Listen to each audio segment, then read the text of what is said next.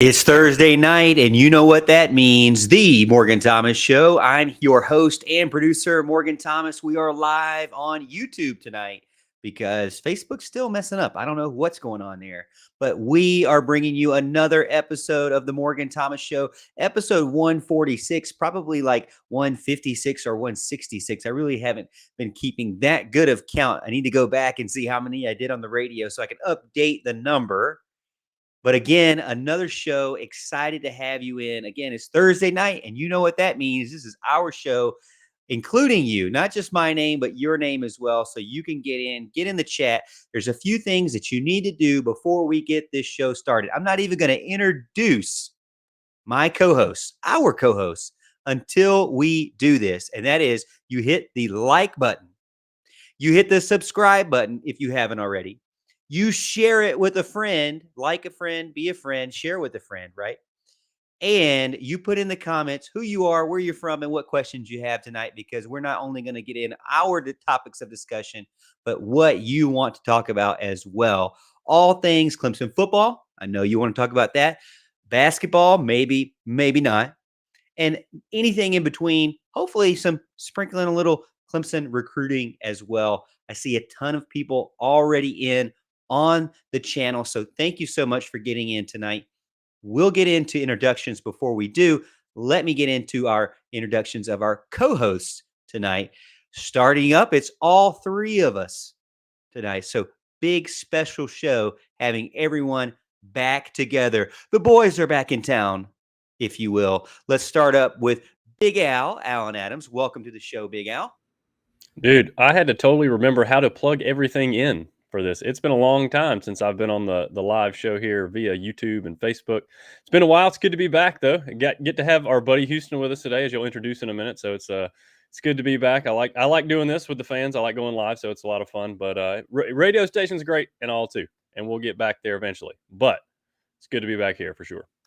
I feel like you were getting ready to take the introductory privilege from me and introduce Mr. Houston Burnett. I would never do that.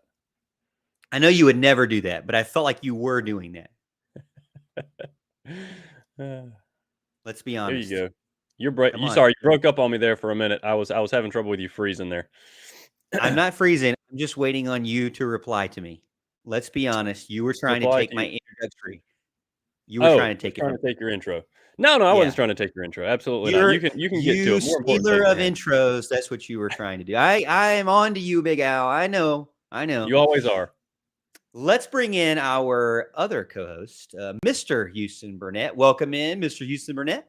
Yeah, Al, welcome back. You merely just adopted the YouTube stream and doing all your work from home here, man. I've been born in this. I've been doing this forever, man.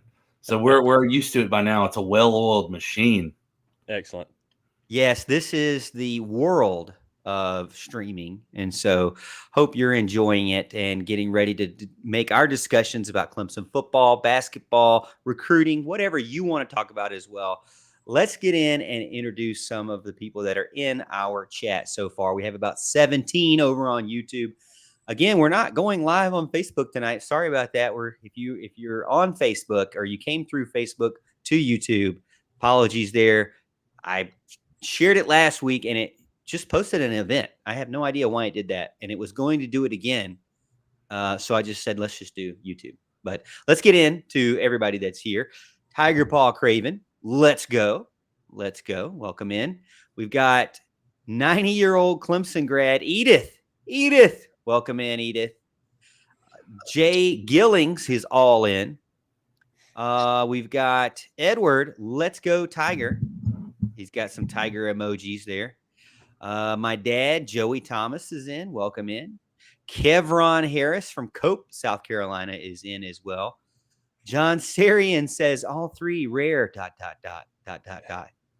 Edward gets in, says we too deep. # we too deep. John Sarian, he always does good with the discussions. He has a question already out about Mason Trotter. We'll get back to you before that. Let me introduce Vahid Ellis. He says, "What's good, guys?" And thank you so much for everybody that's getting in right now. We're up to 21 now. Again, the best way that you can help the show, if you like the show, is like the video and then subscribe to the YouTube channel if you haven't done so already. And if you're feeling extra special tonight, share it with a friend. You just hit the share button and text it to somebody. Say, "Hey, you've got to be a part of this show with me and check out these dudes." All right. So let's get started because we already have a first question in. So let's just start with that first question. He says, John gets in, says, "Let's talk about how Mason Trotter leaving the football team impacts Dabo using the portal and all, getting mad. MAD. Ha ha ha ha." So, if you're not familiar with this, Mason Trotter, I believe recently, came out that he's, his football career is over. Offensive lineman for Clemson Football. He's going to go to a student coach role for the rest of the season. Who knows what he's going to do later on? It seems that would now open up a scholarship for the upcoming season. And to be honest with you, I think they were already allocating offers or things that were coming out ahead of time. So I think they've already kind of had this planned out. Houston, you go first. What do you think? Well, I have to give credit to Al because I was skeptical of what Morgan was saying, and then, like normal, Al and I kind of jive on when on the wrongness of Morgan. No, I think they have. I think they've already allocated on this. They've already got 3 offers out, three commits in for this, and that was with everybody knew Rayburn was going to be done. Jordan McFadden has used up his eligibility, so he's going to be gone off the roster next year. So honestly, getting this third one was going to be a supplement for that. Now, look, if there is anybody in the portal that, unbeknownst to us, goes, that's a different story, but you won't know that until probably the end of the season. And that's just a whole other situation there. But I think right now, as it currently stands, they've got the seats filled. Now, where was I wrong in that? I felt like I finished up by saying that. Did I not? Well, you said that it opens up a new spot, and I don't think it really opens up a new spot because technically there would only be 3 spots really available anyways, and Clemson's already trying to get a third lineman to, have that third spot taken up. So I don't think we're going to have another one open up and we get to take 4 all of a sudden. I don't think it's going to work that way unless it comes from another position group, potentially, and it could. I mean, if they find somebody in the portal, a grad student who he absolutely loves, he could do that, I guess. Well, I think there's a lot of chatter around Spencer Fano, who is coming to visit, and he has an offer. He's currently warm on 24/7 Sports from Utah. His offensive tackle, I call him, kind of the Giga Chad. He's got this manly man chin going on. I don't know if you guys have seen his photo, man. He's just like he could beat me up at any moment. He's like the alpha of all alpha males. And to be honest with you, that's what you want in an offensive lineman. You want that guy who can just not only look the part, but be the part. He's 6'5", 270. He kind of seems like he needs to add some get beefiness when I watch some of his film. But again, 4-star guy, 94.9421 on 24/7 Sports. So are you guys saying that how are you feeling about Spencer Fano? I know he is coming, but you're saying that there's not a spot available for him? No, that's not what I'm saying at all. I don't know if that's what Houston's saying. We have 2 right now that I know of. Right. Okay. Am I missing a third? I know of Ian Reed and Harris Sewell right now. Zach Owens. Zach Owens.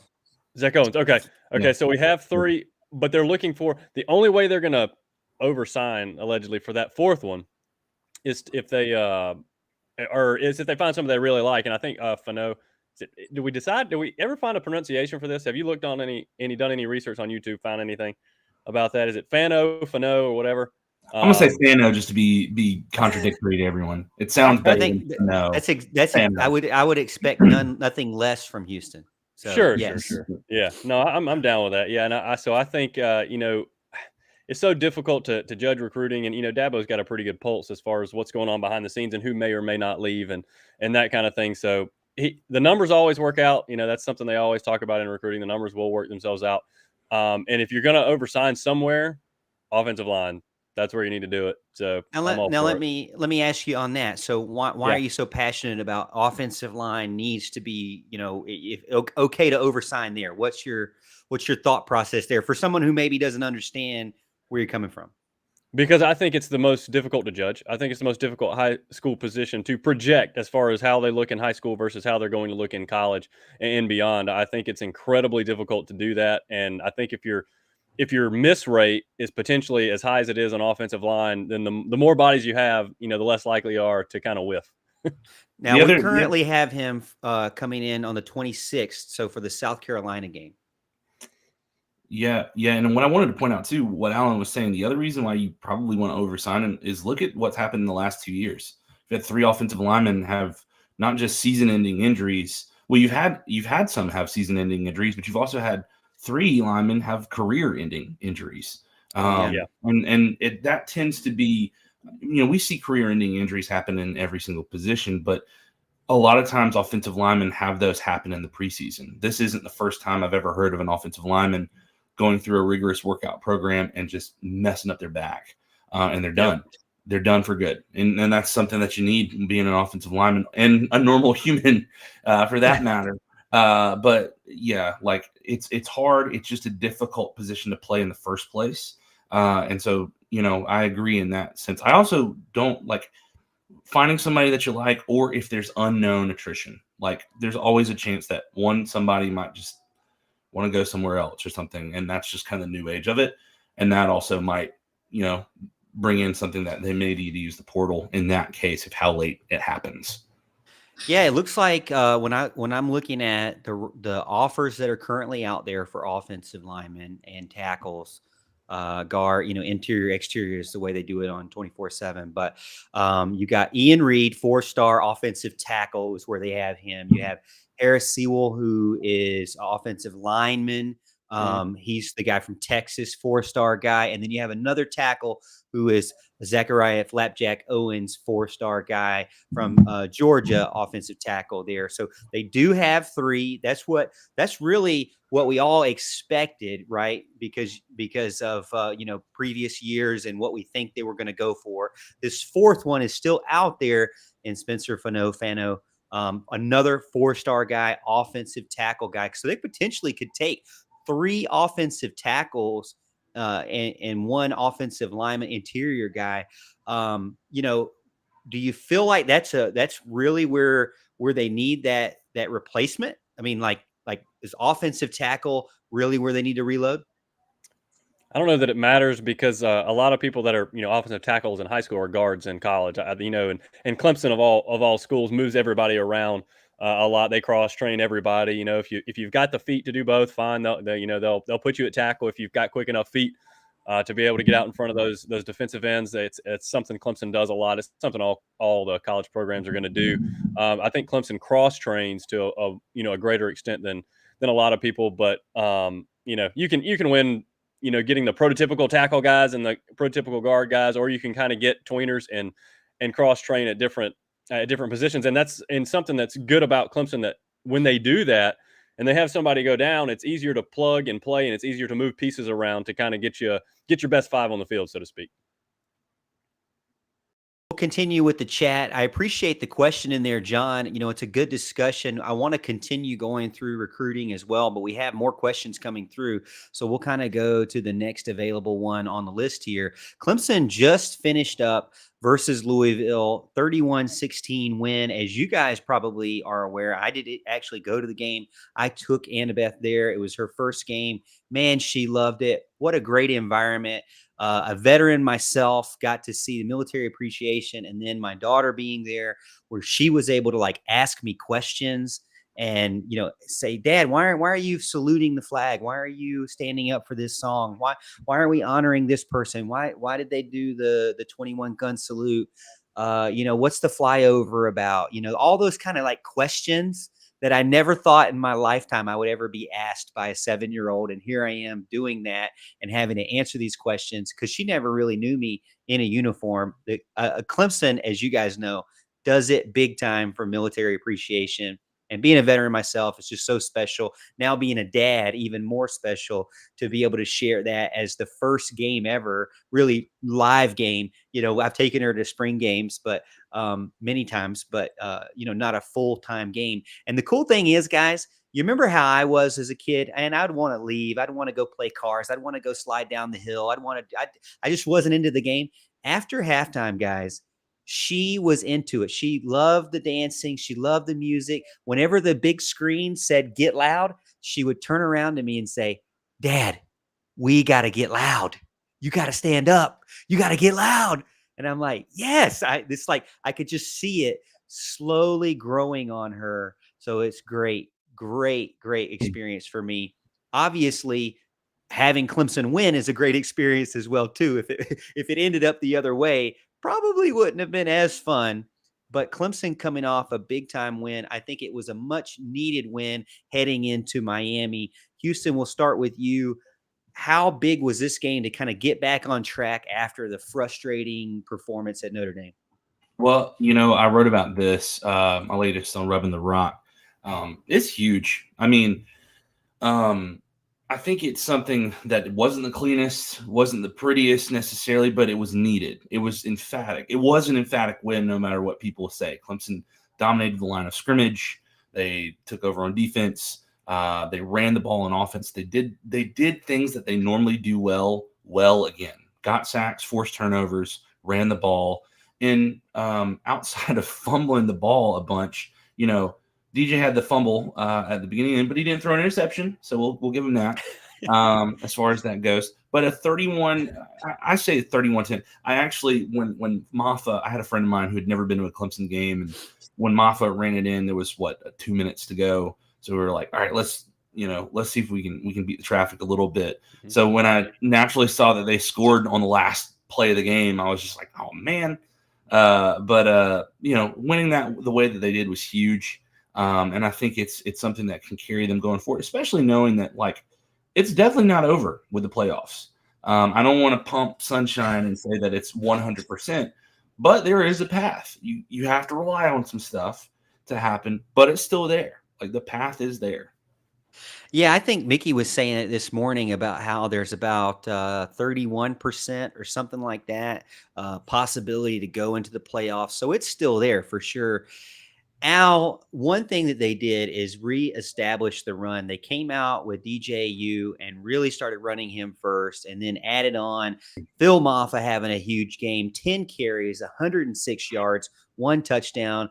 Will Shipley with the highlight reel of my life previous to CJ Spiller's double juke against Georgia Tech. That's got to be up there with one of the best things I've ever witnessed in person.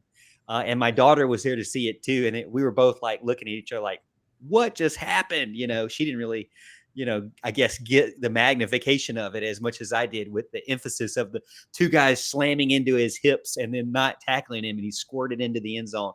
Amazing run for Will Shipley. But overall, the team getting back on track into their strength, which I've said all year, their strength's got to be running the ball. And it seemed like they got away from it, against Notre Dame for many reasons. And now they're back to it, at least against Louisville. How do you feel about that, Al, going into Miami now? Yeah, I think, at the end of last year, that's what we started doing. That's why we started playing much better. That's why we were able to, pound South Carolina. It's because we got to the run game. You feed the horses and you go from there.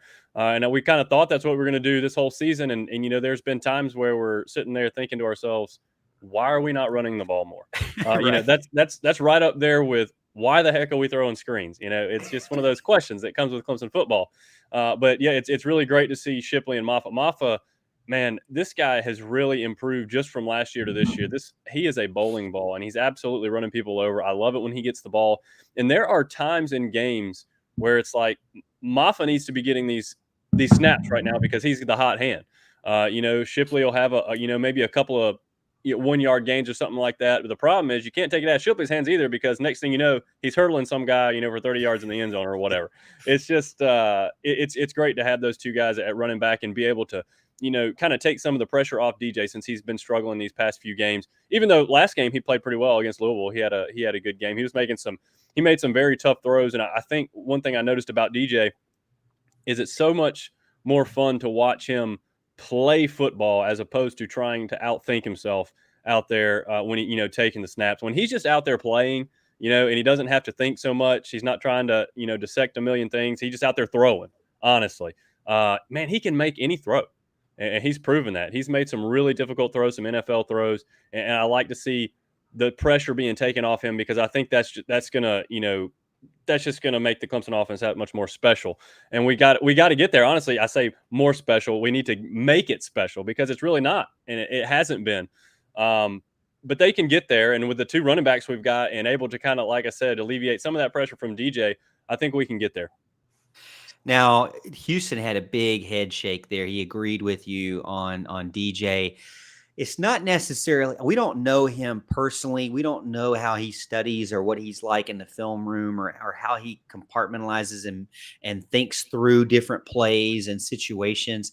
We're not saying that he's not an intelligent guy, but it just seems like when he's having to think about, he almost overthinks it, Sure. When he can just play wild and free, like you said, Al. Now, is that something that will make him an excellent NFL guy? I don't know. I mean, is he Peyton Manning? Heck no, he's not Peyton Manning. He's not knowing like everything 16 plays in advance. He's not going to be that guy. But maybe, like you said, he can be that guy that can go out there and just play loose, keep him loose. And really, I think keeping him loose starts with getting him running. I mean, you have touchdowns from Maffa, Shipley, and DJ. And while DJ didn't have a ton of yards, Houston, he's super effective when he's a threat. Wouldn't you agree?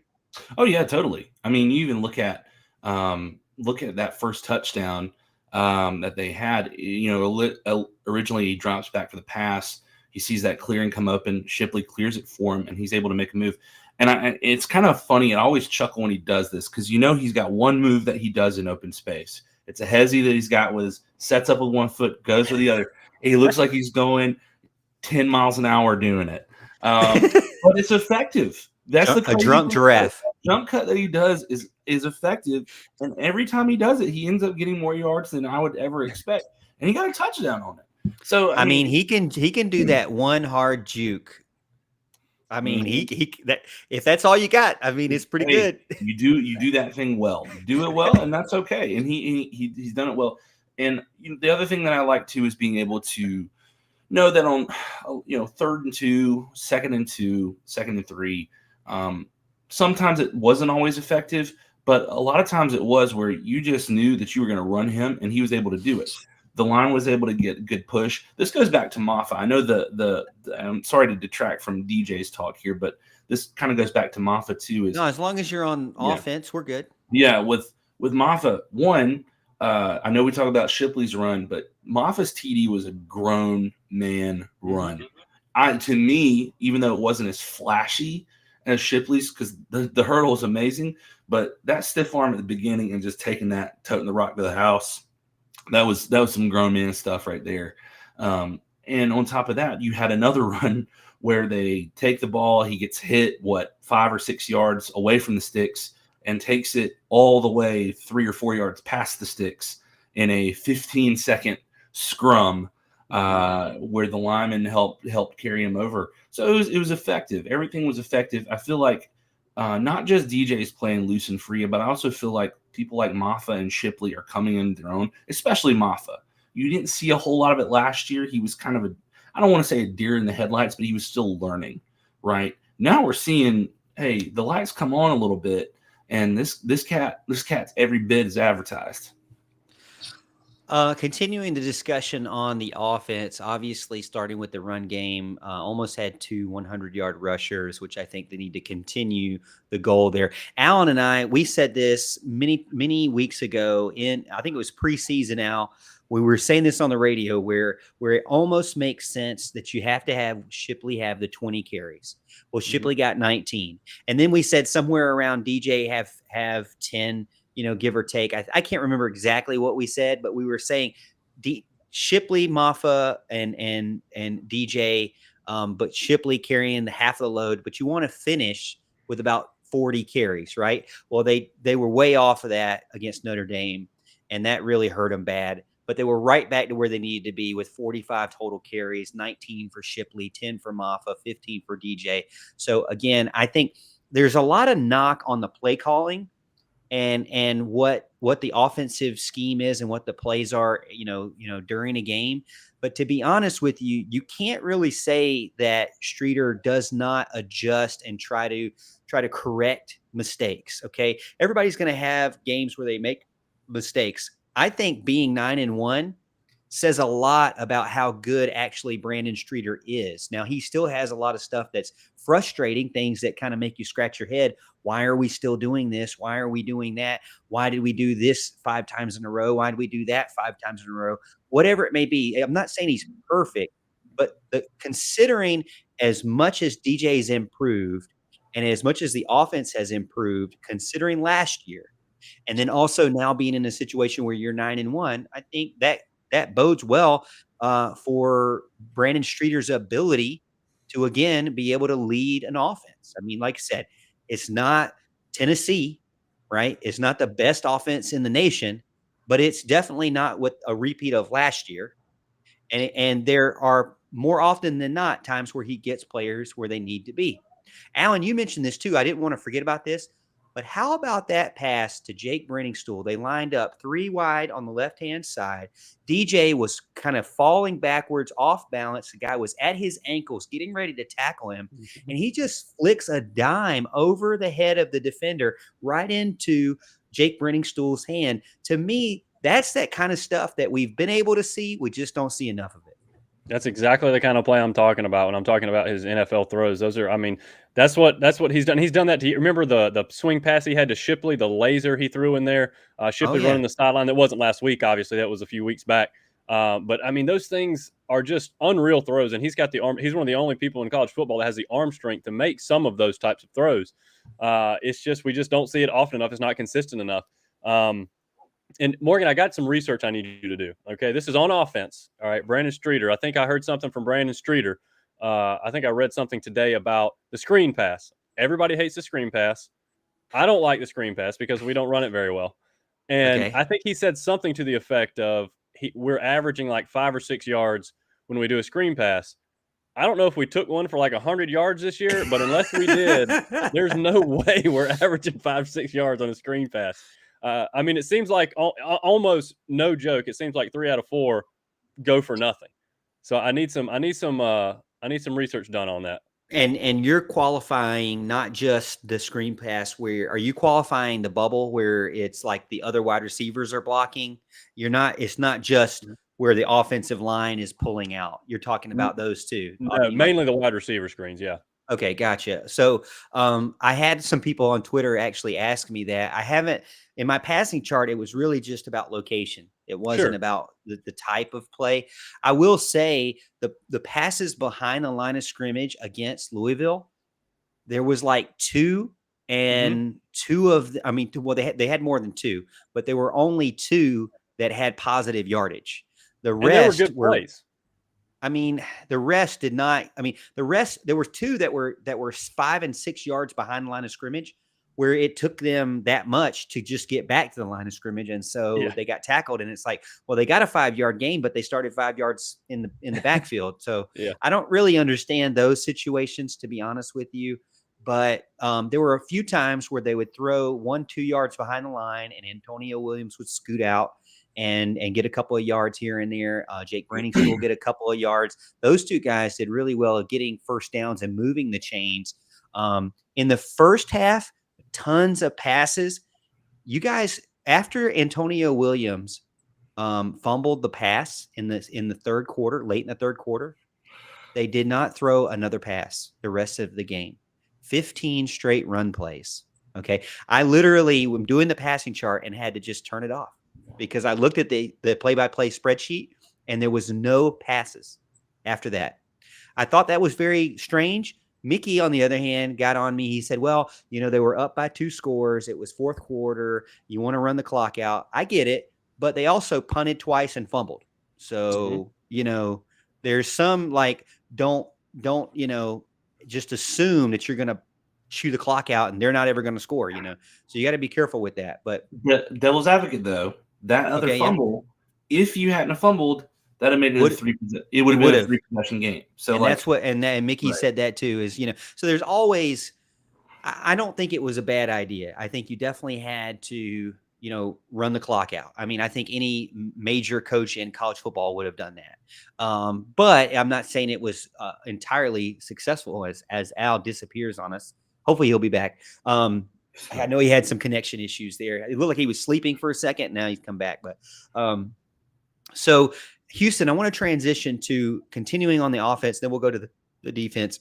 Antonio Williams, man. 10 receptions, 83 yards, 1 touchdown, only receiver to have a touchdown. Literally no one else even had 5 receptions. Okay. No one even else had 3 receptions. It was 2 for Brenningstool, 2 for Ngata, and 1 for the rest, but 10 for Antonio Williams. What does that mean to you looking back? Is that significant about the future of Clemson offense? Or is that just a kind of the taking what the defense gave you in the scenario? I mean, I know you're not surprised because you've been an Antonio Williams promoter since day one. Well, there's a couple things. It's kind of a loaded question. So the reason why he got 10 receptions, I have my theories. And look, we don't want to come down on DJ for his performance. He did well. He made, like Al was saying, he was making throws that when he wasn't overanalyzing, he was making great throws. But one of those things that he tends to do is he has his guy that he finds. If it's Bo that's out on the field, he's looking for Bo. If Ngata's out on the field, he's looking for Ngata. And this week, with Bo being out, who does he start looking for more? Antonio Williams. And Antonio, to his credit, he gets open. That's something that a lot of these receivers haven't been able to do. He gets open, and he's able to make plays with that. As far as the future goes, it depends on a couple of things. I don't know like I said, I've written this in my pieces and all that kind of stuff like that, is to what degree the changes in the offense are in the offseason. I don't know what they will. I'm not saying there's going to be anything, but let's just say there's some slight schematical changes, or maybe another coach is brought in to help do something with the scheme, or maybe Brandon Streeter leaves for a smaller job or something like that, for a head coach or something. I think you have pieces in your wide receiving room that people just don't really understand that the talent's there. Because look, next year you could have a potential that Antonio Williams may not have as flashy of a year, still has a great year because he's very good, but then Adam Randall pops. I saw somebody put us both on a tweet of, why hasn't Adam Randall why hasn't he done anything? It's like, bro, he's a freshman and he's come back from an ACL injury, and it's taken him some time. Now he's not getting as many targets as probably some of us want, but at the same time, kind of with DJ, he's got his guys, he's working through that. Still, he's thrown the ball a couple times to Randall, but I think as time goes on and this offense evolves in the offseason, you might see potential for both Adam Randall and Antonio Williams, and potentially somebody like Brenningstool or whoever may come in with this freshman class,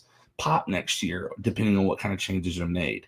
I'm people that are throwing their hats in or getting frustrated about any of the freshmen on the team right now, like, guys, let's breathe a little bit.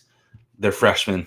Like, they're not everybody can be Deshaun Watson or Trevor Lawrence. We got a little bit lucky with that. So like Randall, Lawrence, all these, or Randall, Klubnik, whatever, these guys are going to be good. And Williams shows you the flash that these guys have. We'll talk about the defense in a minute. I won't talk about that. We'll finish off on that.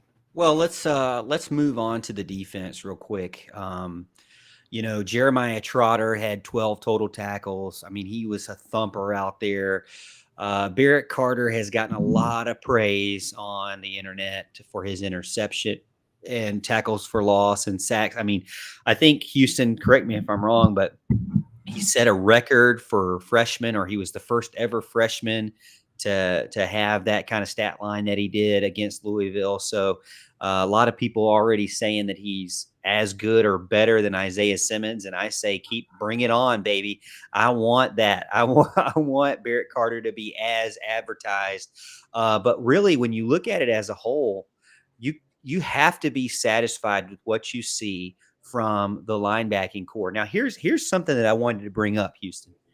Miami has an article out that says, can they beat Clemson by running the ball? And they argue that because Florida State ran the ball and because Notre Dame ran the ball, that they will be able to run the ball and they will have success and maybe, just maybe, an ounce of hope to win the game Saturday, specifically with the running back of Knighton and Parrish if he's healthy, and then the new quarterback that they have, this freshman, Ja'Cory Brown. So as you saw him, he's like 6'4". He's a real tall, lanky guy, but he could run, and he ran all over Georgia Tech. The concern I have for Miami fans is Clemson defense is not Georgia Tech defense, and even in the Notre Dame and the Notre Dame game was different, but in the Florida State game, Clemson was still up by 20 points at one point. And against the Notre Dame game, Notre Dame has a way better offensive and defensive line than Miami. So to think that you can do the same, yeah, you can try to do the same. I don't know if that's going to be what's successful. Looking at what other teams did, I would throw caution to Miami and say, hey, I get what you want to do. It worked great against Georgia Tech, but you've got linebackers that are starting to hit their stride. You've got Trotter, Carter, Simpson is getting healthy again. And then you've got Wade Woodaz, who spelled in at the nickel position, who was in on almost every play. And that's what you want. When you look at your defenders, who are the guys that just are always a magnet to that football? Those three guys I mentioned, freaking magnets. They're always in on every single thing. You never see them standing on the sideline or standing to the side while there's a pile. You see them in there in the pile with everybody else. Houston, what's your thoughts on that and Miami's fan base feeling that they can approach it that way? So I'll split this up. I'll talk about the defense first, and then I'll get back to Miami. With the defense, as you mentioned, your linebacking core has been surprisingly the biggest bright spot of the year. And that's not any slouch to the defensive line. But I think it's been surprising how this unit has meshed and kind of stepped up to the task, especially when you've got some guys that have been injured during the year. I think people want to play the hindsight. Well, we should have been starting Barrett Carter all along in the middle. Look, I understand why Trenton Simpson was put there. He's your senior leader or more senior leader. He's a freakish athlete. He can do everything that you think he can do there. So, yeah, why not start him there? But I think what it shows is there's a comfortability to where you put these guys. Barrett Carter looked and played comfortable in that spot. He looked like somebody shot out of a cannon, kind of like Ben Boulware or Tony Stewart or Stephon Anthony coming through there. He looked comfortable in that spot. I think, likewise, I think Trenton Simpson's probably more comfortable playing on that outside position like that. And look, when you put Trenton Simpson out there, who's basically a skinnier, agile defensive end that can play linebacker, essentially is what he is. It's great. And then you have somebody like Wade Woodaz, who that kid needs to be on the field more.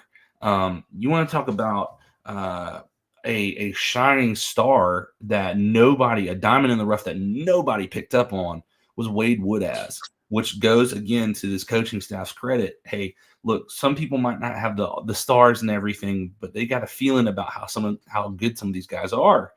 Wade Woodaz is a stud. He gets after it, and when he's on the field, things happen. And you want to see that more. And I'm happy for the kid, man. I want him to play I'm excited for him. When it comes to Miami, so I want to preface this. Does Miami have the talent to beat Clemson? Yes, they do. They have the talent.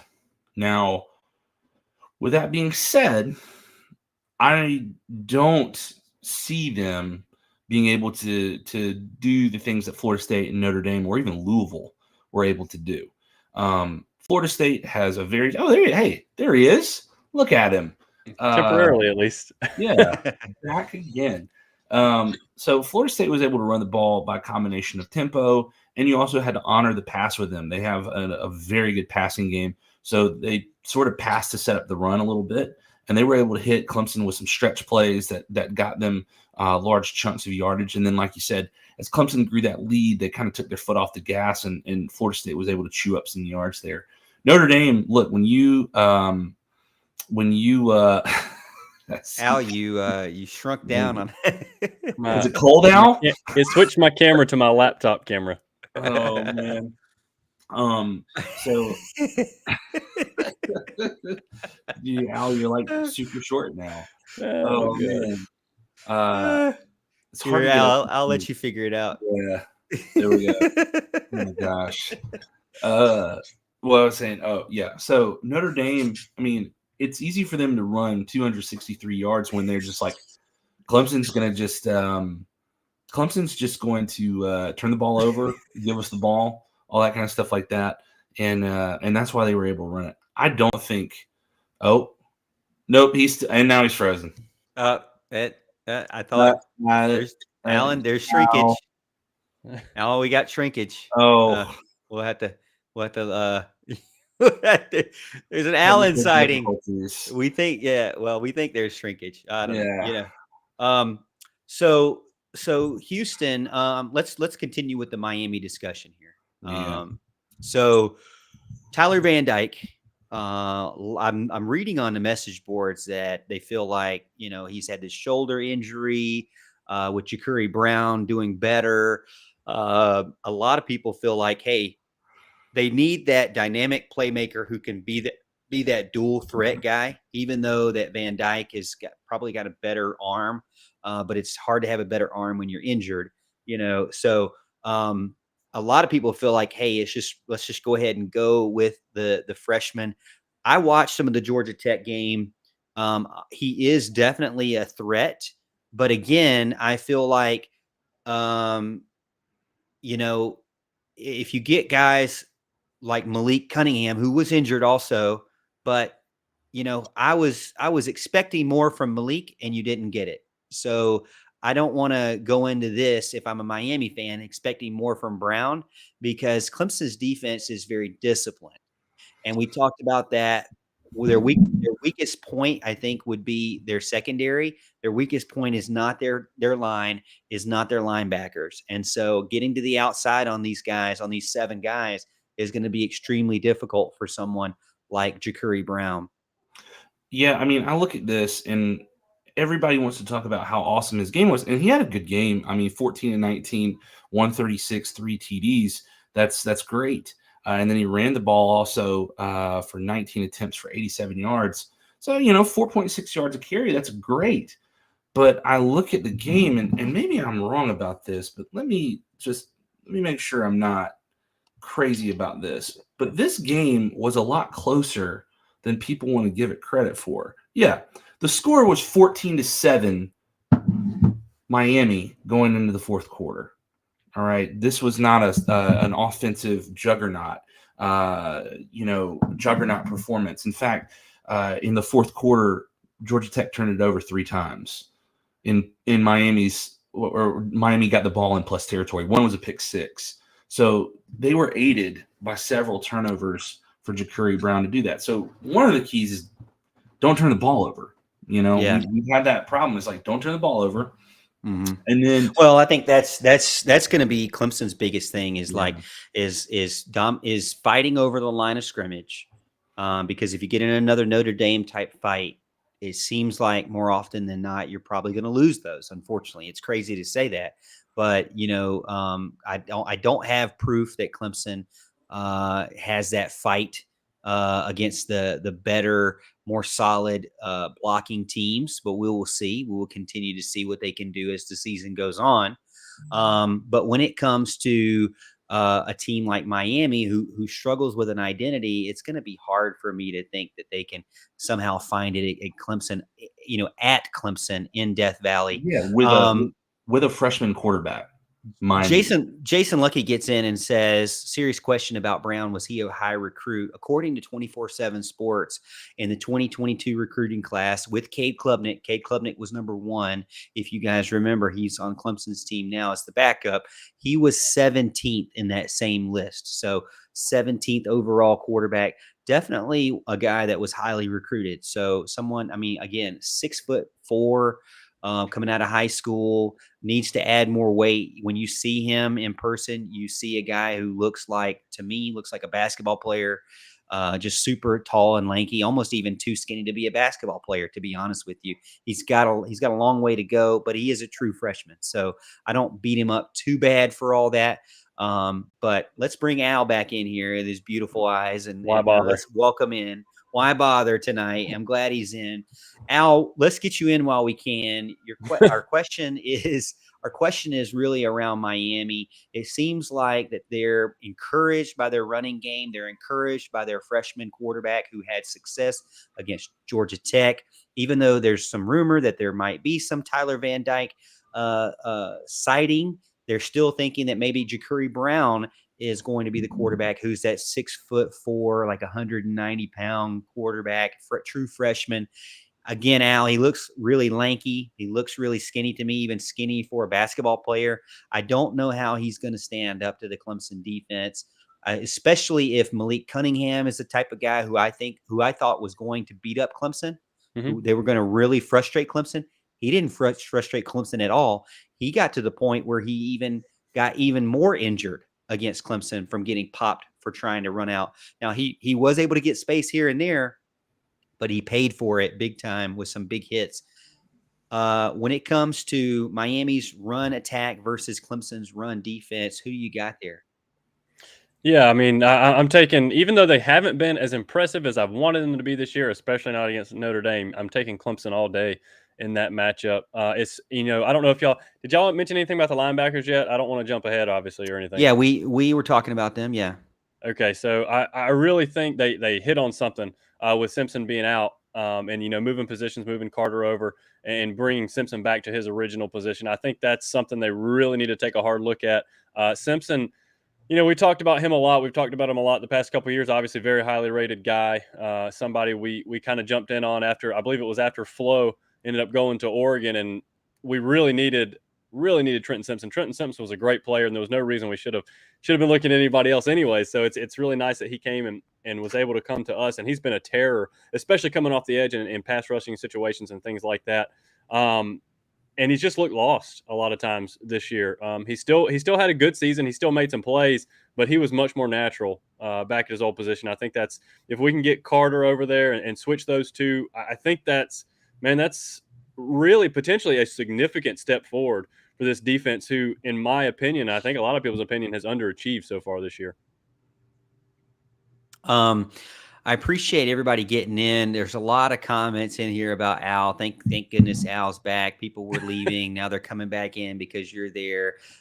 Houston seems to have jinxed Al's connection. I think everybody's blaming everything on Houston, which is, par for the course. He deserves all the blame. Yeah, he deserves all. Your internet connection was mad for you being in the middle. So now we've got you back to your far right-hand side. Houston can be in the middle, and all is well finally. Actually, it's really not how we started, so I don't know. That's not really all is well. Again, big game coming up this weekend. We're all excited for it. Another thing, I kind of wanted to transition back to recruiting here, because I know we've talked recruiting a ton in the off season, and I wanted to follow this up because this is a guy that Houston and I have talked about offline a bunch.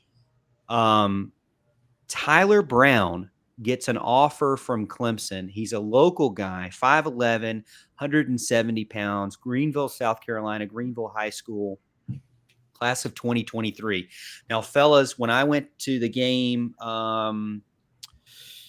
gosh, I can't even remember who they played at the time, but a couple of weeks ago, I went to the game and I was down there in the bottom corner.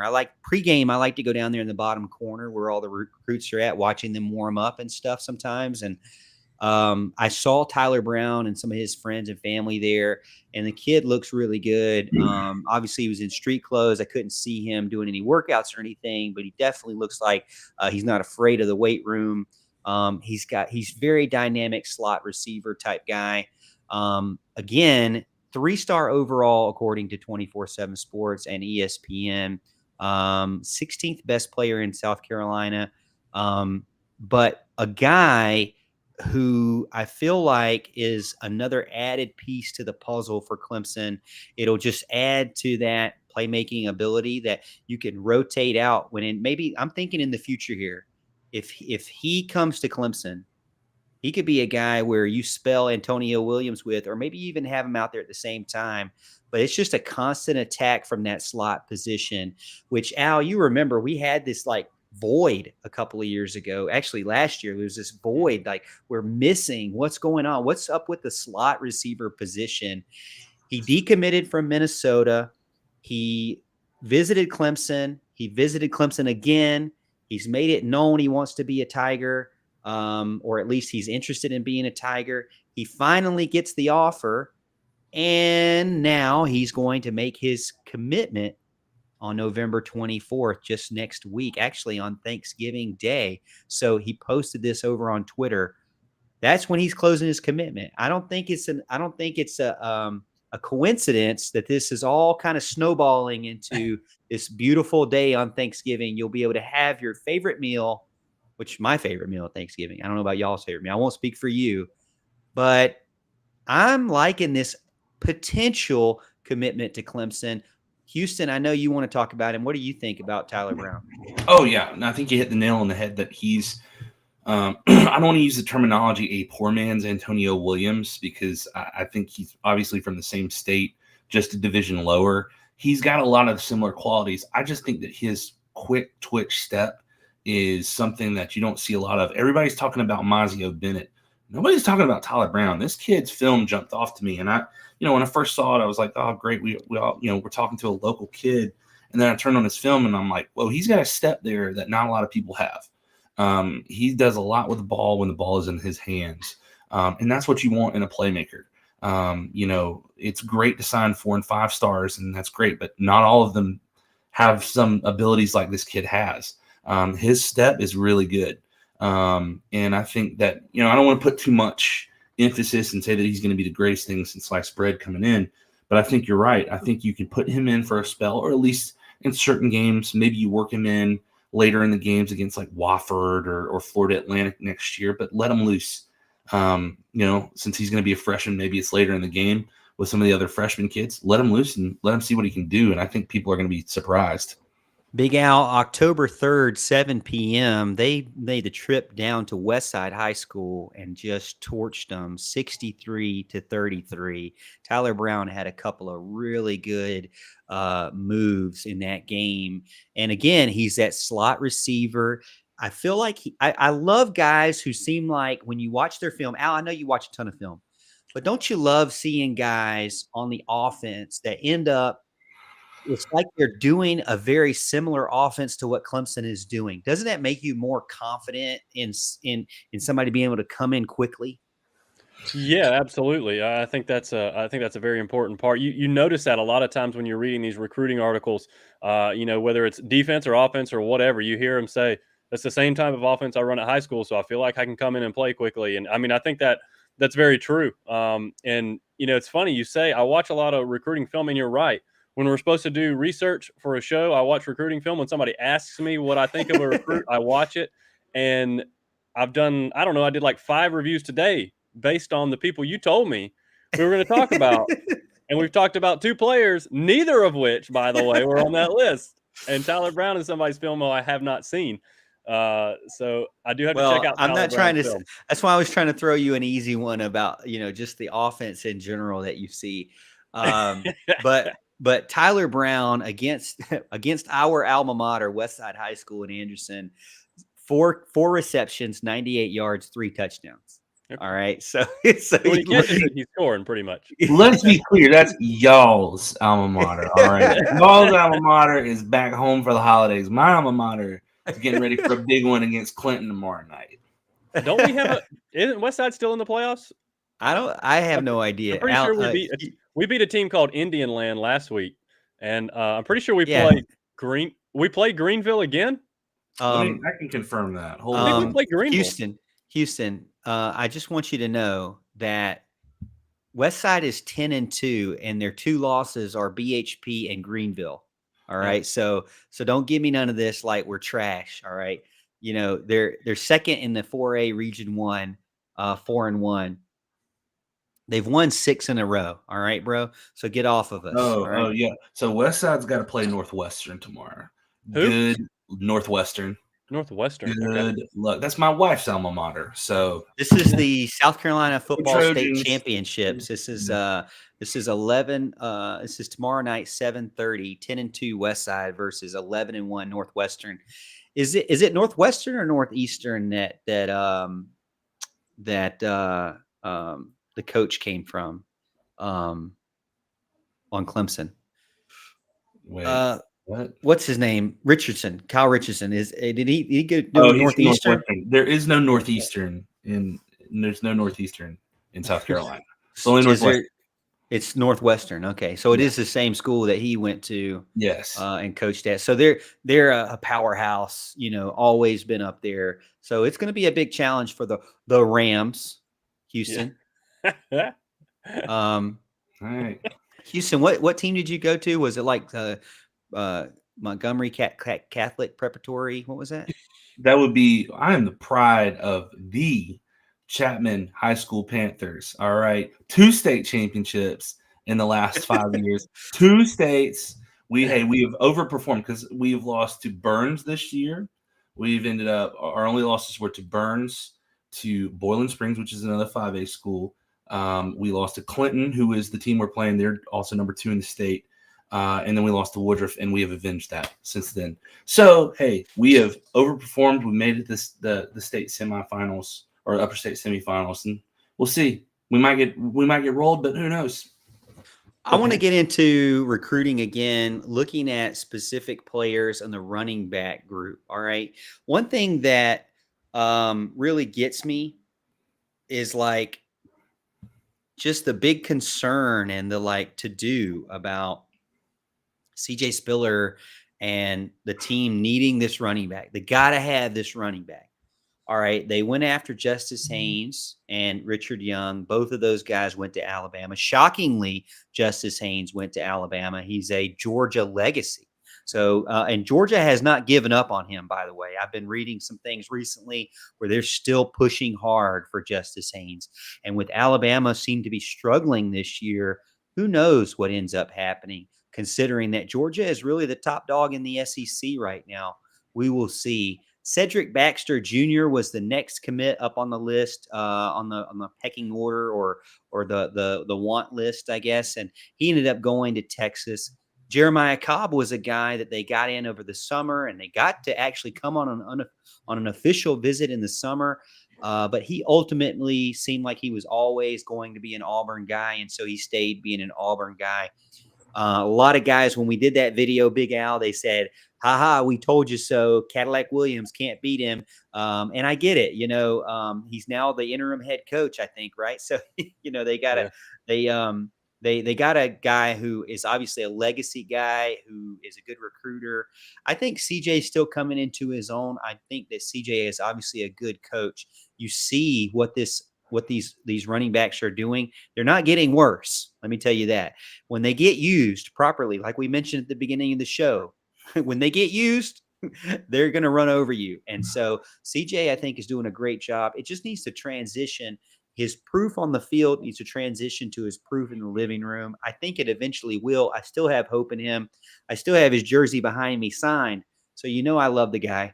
The guys that are still on the board, we've got Christopher Johnson from Dillard High School, Fort Lauderdale. He is a cool right now. To me, I actually put him off my list. All the signs to me point that he's going to go to Miami or some other school. He hasn't came on an official visit. So to me, it's kind of like move on. Jamarian Wilcox, little short 5'9" guy, makes me feel good because I'm 5'9". He is a thumper, a ping pong ball, man. It's very hard to tackle. He just bounces around until he squirts out to the end zone. However, it's another situation where it really hasn't seen any interest in him returning after one visit. Not really sure why. I don't know the full details. If you want to get into the details, follow Paul Strelo over on Tiger Illustrated or some other place like On 3 or Anna Hickey, Anna Adams, excuse me, over on 24/7 Sports for the insider details. But just on the outside looking in, that's what I'm thinking. And then Jamarius Haynes, this kind of unknown guy that we know came to visit on an unofficial during the Syracuse game. That's what it was, Al. The Syracuse game is what I'm thinking of, where I saw Tyler Brown. I also saw Jamarius Haynes there, I believe. And so CJ offered him there and said he was going to come visit him in the state championship game because he hadn't seen him in a big game like that. He's a relative unknown, didn't have any other major offers, outside of Clemson at the time. Now I'm seeing him on the list, fellas, as an official. Let me put this up here. It looks like he's an official coming to the South Carolina game. So he's already set up that official visit. To me, this sets up perfectly. When I go watch Jamarius Haynes, Al, I'm really hoping that this is one of the guys I told you to look at. It is. But when I go look at this guy, even though he doesn't have all of those rankings and recruitings and stars and numbers and everything, I really like what I see from the guy. I mean, he looks the part. Al, what you think? Yeah, somebody's going to have to tell me what I'm missing here. Maybe Houston's just the guy to do it. Because when I saw his film, I mean, it looked to me, he's got solid speed. He has really good vision, good cutting ability. You can see that. That's pretty evident on film. He has great hands as a receiver when he lines up wide at times. I like his versatility. He plays defense as well. Very, very fluid runner. He slips the arm tackles. I mean, this guy's got a lot to like. I mean, to me, based on film, he's certainly solidly in the 3-star conversation. I wouldn't mind if he was, considered a low 4-star. I'm just not sure what I'm missing and why the lack of offers. I mean, there's, obviously several things can lead up to that, whether it be level of competition or whether it be in an area that just doesn't get a lot of exposure or something like that. But somebody's going to have to give me the inside scoop because I don't know what it is. Yeah, I mean, I'll jump in here and say the only thing that you can remotely say that doesn't look good is he does kind of have a slightly kind of awkward run, but it's because he's a long strider. That's, I mean, Right. He's a long strider when he gets free. And I mean, you see the defenders just kind of get separated from when he breaks off one. I watched this film the first time and I was like, I know when Clemson offers somebody with no stars that they've probably done some due diligence on this kid. Mm-hmm. And that's happened before, which is kind of funny that I see people that are like, this sounds really promising, or, oh, well, they're just not close. It doesn't matter if this guy is in a closer or not, if he just went in and found a diamond in the rough like this. Mm-hmm. Okay. It doesn't matter how good of a closer or anything. If he just went in and scooped out a talent from Alabama that turns out to be really good, we don't know. He might be terrible. He might be he just gets lost. But what I see, he's talented, man. He's got a lot of talent.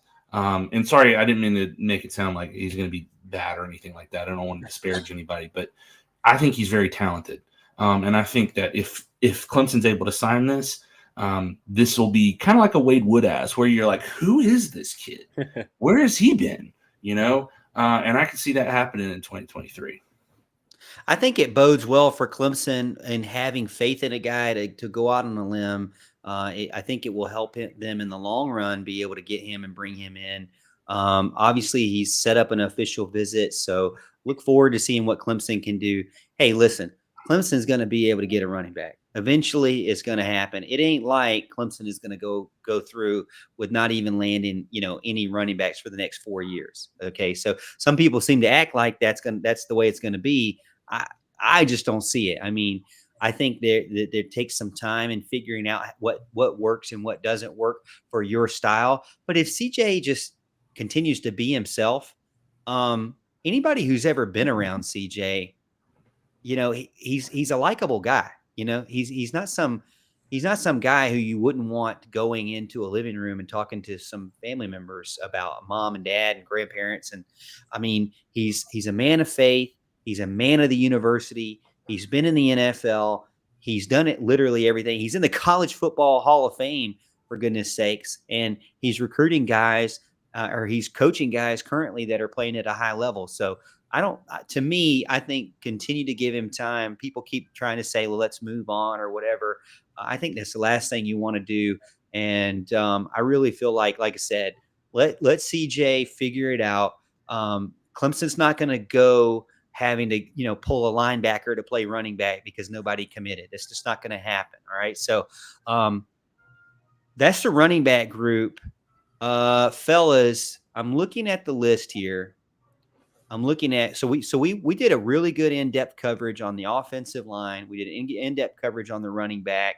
We talked a ton about the previous game and the offense and defense side of the ball. Guys that are still out there. Let me pull this up real quick. I'm looking at really it seems to be leaning more towards the defensive side of the ball. Correct me if I'm wrong. We have Khalil Barnes. A recent, he was originally committed to Wake Forest, and now he's potentially looking at maybe coming to Clemson now. He's a warm on 24/7, and then you have Tamarion Parker, or what he likes to be called, TJ Parker. Al, I think this is a guy that I mentioned that we should discuss. Mm-hmm. TJ Parker is a guy who.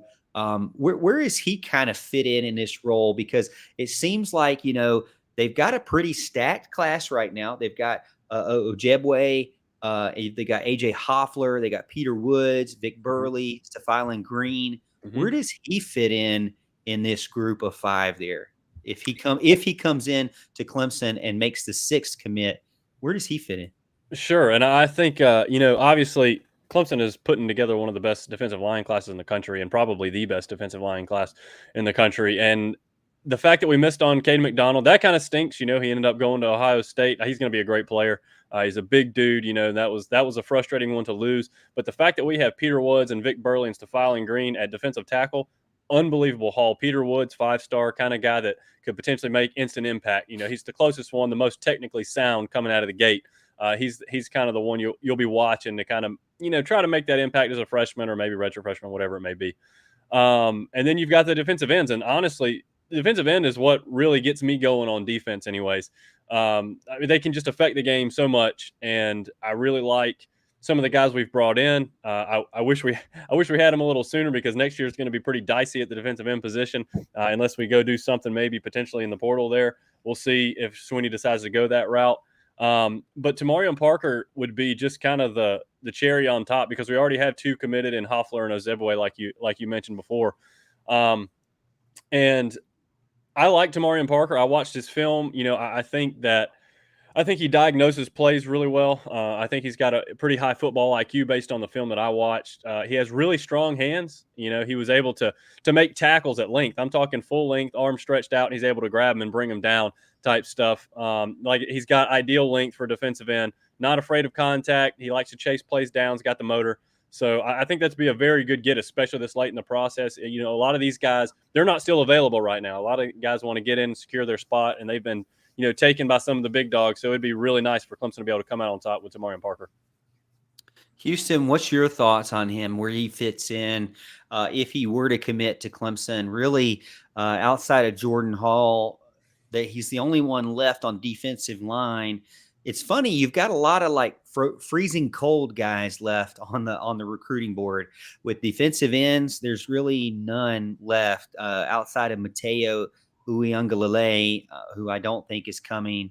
You've got a bunch of other guys like Wilson, Harbor, Akana, and Rusaw, who Rico Walker recently opened up, I think, his recruiting again. But those guys are all kind of cold, in my opinion. And then you got Jordan Hall, who is cold. And then you got Tamarion Parker, who is crystal balled, who's warm 24/7. He's come on unofficials. He's come to camp. He's come to official visits. So everything lines up that he's super interested. What's your thoughts on how he can, fill out this class? I mean, kind of like what Al said. I mean, the freshman haul that you're getting online it's not going to be talked about. I think it's also funny that you hear people, well, we're just not getting recruits like we used to. Oh, tell that to the defensive line coaches, because, man, they are murdering it on the recruiting trail right now. Tamarion Parker is phenomenal. He's got a little different a body shape than some of the other guys. I think he's a little bit more quick twitch, but I mean, he causes equal havoc to the rest of them. I think he's going to be somebody that you might be able to see out there. And like Al said, it'd be good to see if maybe somebody sticks around next year, just to be able to lead these guys or go to the portal or whatever. I have my theories of who might stick around, but we'll talk about that for another day. But I think what they're getting, especially with Tamarian Parker, is going to be phenomenal. Just quickly going, last thing of the night. I know we kind of went over, and I wanted to get to this. Tavoy Fegan, he's a guy. When I look him up, his dad played for Alabama in the 90s. At the same time, Dabo Swinney was a graduate assistant. So, and he is coming up on his announcement on November 20th. He's a cornerback, 5'11", 165, 4-star. And he's from Tampa, Florida, in Carrollwood Day High School. Has 47, get that, guys, 47 total offers. And I got two things when I wrote down about his film. He can hit you, and he is super fast. Houston, we'll start with you this time, back around the horn.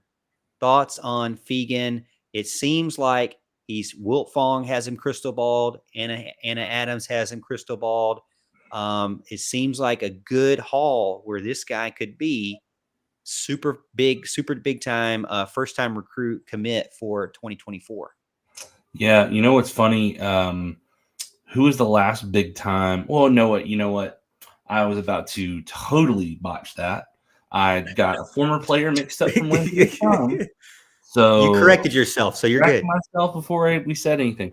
Either way, is that not the two biggest things that you want in a corner? I mean, obviously you want footwork, hip movement, being able to defend, but super fast and you can hit.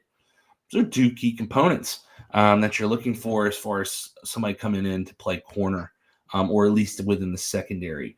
You need somebody fast and physical and someone who can lay the wood, which is something that I think, although there are people on the freshmen on this team that can match that eventually one day, I think Pride and Koval and Lucas could end up being those types of guys. But having another guy that can come in there and just bite somebody's head off when they come across the field, that's somebody that you want. I like that more. We're starting to see a little bit more of that as it goes on, as this defense comes of its own. And I think only being able to add more to that with somebody like Fegan is going to be great. Alan, I'm trying to look and see. Let me do my search here. He came to the North Carolina State game when there was, I think, about 32 other 2024 guys. Yeah. You know, you've got Jonathan Paylor, you've got Sammy Brown, you got Jaden Davis, Alex Taylor, Cam Pringle, Josiah Thompson, Blake Franks. The list goes on. Boo Carter, KJ Bolden, we're all there in attendance. And Tavoy Fegan seems like he really enjoyed his time in that win against North Carolina State. So I'm looking forward to what happens this Sunday. Could be the first commit for Clemson in 2024. What's your thoughts on what he brings to the table? Well, it'd be a great pickup to start out. And how could you not have fun at the North Carolina State game? What an environment that was. It's one of the best in the Valley in years. It was absolutely fantastic. Clemson fans really showed out for that game. Tavoy Fegan, he has, like you said, he has really good speed. His length and, his height is not going to be one of his best attributes, but he makes up for that in his physicality and his speed. He's a very smooth athlete. I really like the way he glides over there at cornerback.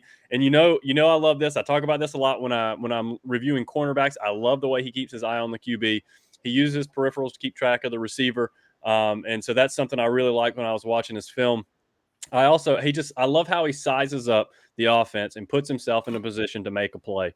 And that's kind of what you want out of your DBs. And, I'm sure he probably has that, next play mentality. If anything bad happens, he's ready to go to the next play, which is something you need in a cornerback especially. So, yeah, I think that would be a huge pickup for Clemson to start off the 2024 class.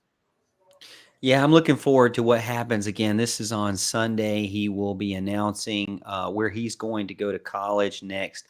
I think it'll be exciting for anybody who picks him up. He has, again, 47 total offers.